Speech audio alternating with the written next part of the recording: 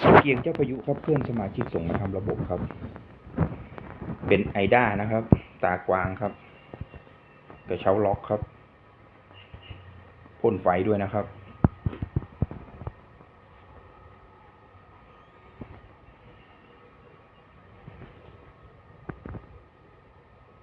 เป็น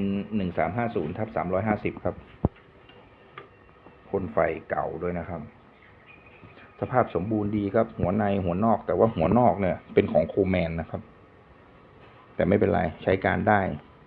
โป๊ะนี่มันแตกมาแล้วนะครับใช้การไม่ได้ครับต้องทิ้งครับตอนนี้ครับเดี๋ยวจะรื้อไล่ระบบครับคืบหน้าอย่างไรจะแจ้งให้ทราบนะครับขอบคุณครับที่ติดตามคลิปจนจบสวัสดีครับ